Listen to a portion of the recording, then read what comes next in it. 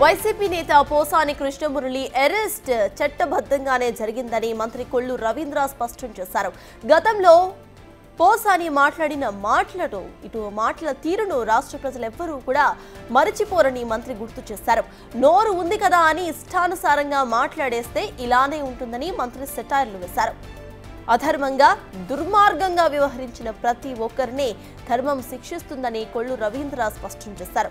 చంద్రబాబు, పవన్ కళ్యాణ్, నారా లోకేష్లను పోసాని ఇష్టం వచ్చినట్టుగా మాట్లాడి దూషించడాన్ని కొల్లు రవీంద్ర గుర్తు చేశారు.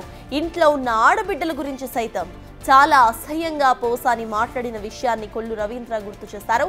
సోషల్ మీడియాలో ఆడబిడ్డలపై అనుచిత పోస్టులు పెట్టే ఏ ఒక్కరిని కూడా ఉపేక్షించబోమని కొల్లు రవీంద్ర స్పష్టం చేశారు. పోసాని మురళీకృష్ణ అని అయినా ఏ రకంగా వాళ్ళు మాట్లాడదు గతంలో మనం చూసాం.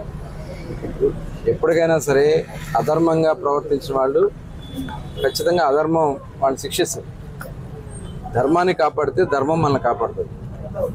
ఇవాళ వాళ్ళు చేసినటువంటి పాపాలే మరి గతంలో నోరుంది కదా అని చెప్పి మరి ఏ రకంగా వాళ్ళు మాట్లాడారు చూసాం. చంద్రబాబు నాయుడు గారి గురించి, చంద్రబాబు నాయుడు గారి కుటుంబం గురించి, పవన్ కళ్యాణ్ గారి గురించి, పవన్ కళ్యాణ్ గారి బిడ్డల గురించి, ఇంతకంటే దుర్మార్గం ఇంకోటి ఉంటుందా?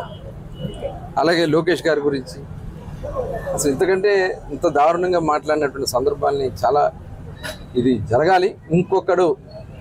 ఇంకొక ఆడబిడ్డ వైపు కానీ ఇంకొక కుటుంబం వైపు కానీ చూడాలని భయపడే విధంగా ఉండాల్సినటువంటి అవసరం ఉందని ఖచ్చితంగా మేము చెప్తా ఉన్నాం.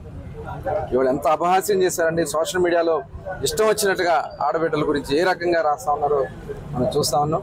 అది జరగని ఆంధ్ర రాష్ట్రంలో ఆడబిడ్డలకి రక్షణ కల్పించే బాధ్యత మేము తీసుకుంటాం. అలాగే